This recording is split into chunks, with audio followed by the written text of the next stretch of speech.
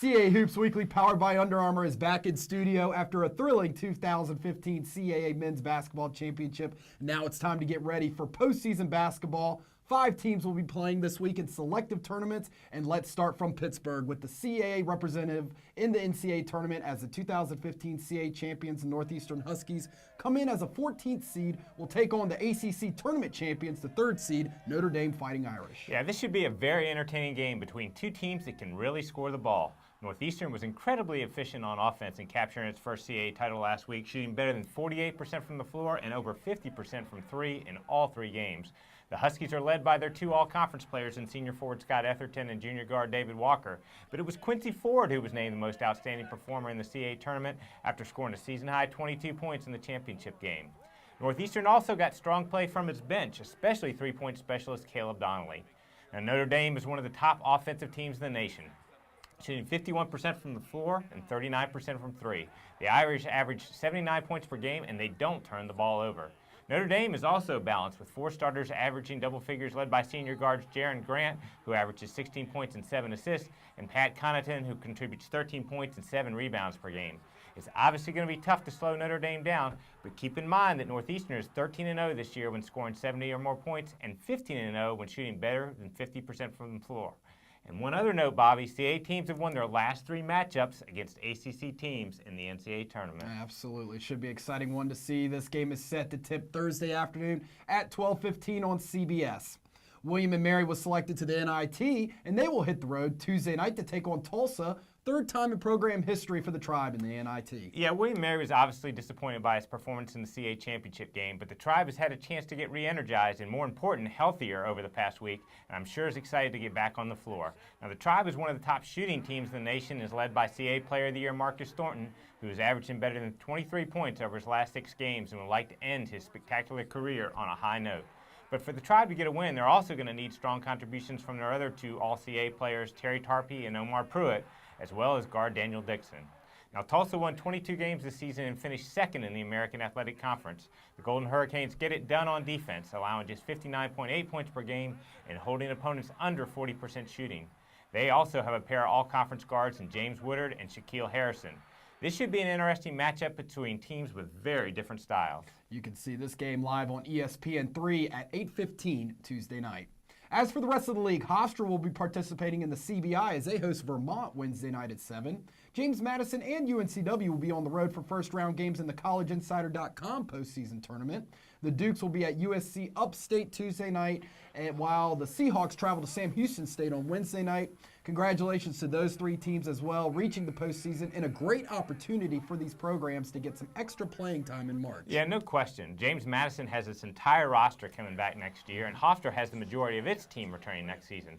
So for both of these squads, it's a chance to continue to improve and gain postseason experience. Guard play is always big in postseason tournaments, and JMU will rely heavily on Ron Curry, while Hofstra features Wanye Green, who put on a sensational performance in the CAA tournament. Now, for UNCW, the postseason is a much-deserved reward for seniors Addison Sproul, Freddie Jackson, and Cedric Williams, who have helped turn the Seahawks program around in their first year under Coach Kevin Keats. I'm sure they would like to finish their careers on a high note. And should be exciting to watch these teams continue their seasons and represent the CAA coming up this week.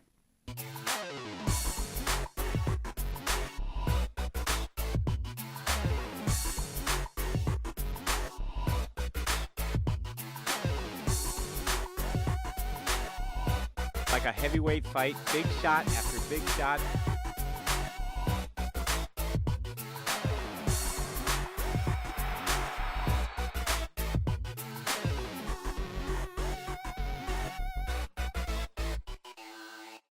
Kelly McCarthy is back with us as we switch gears to break down postseason action in women's hoops. The JMU Dukes repeated as CAA champions this past Sunday and will be heading to Chapel Hill to take on Ohio State in the Greensboro Regional.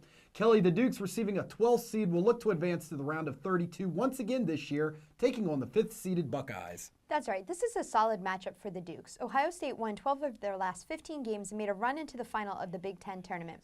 OSU showed they are a high-powered scoring offense, averaging 80 points per game. If JMU wants to advance, they need to stop the 1-2 scoring punch of the Buckeyes' Kelsey Mitchell and Amaris Alston, who combine for 44 points a game. Mitchell, just a freshman, was named the Big Ten Co-Player of the Year. The guard is very tough to defend. But anything can happen in the NCAA tournament. We saw that last year when JMU knocked off Gonzaga, and we all know Kenny Brooks and his Dukes are ready for the challenge. Indeed they will be, Kelly, and that game is set to tip off Saturday at 1:30 on ESPN2 and ESPN3. We also found out Monday night that 3 league members will be participating in the WNIT. All 3 will be playing opening round games on Thursday as Hofstra heads to Penn. Drexel will play host to Hampton, and Elon will travel to Georgia Tech. That's right. Drexel, Hofstra, and Elon all had great seasons. Drexel posted 20 wins and had an early exit from the CAA championship, but the Dragons have been to the WNIT 5 times in the last 6 years, winning the whole thing in 2013. They have some unfinished business this year, so expect them to make a run.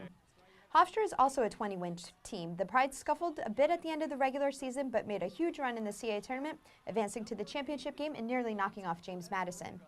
Elon had another great season as well, picking up 19 wins. This is the first WNIT appearance for the Phoenix and the 3rd postseason bid as a Division I program.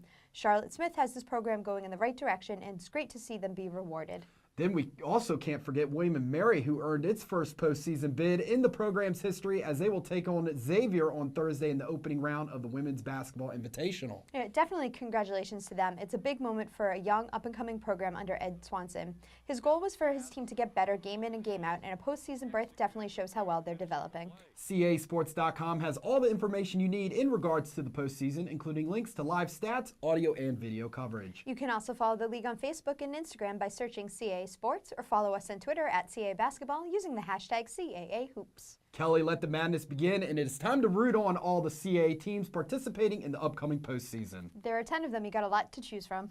Thank you for tuning in to CAA Hoops Weekly, powered by Under Armour. We'll see you soon.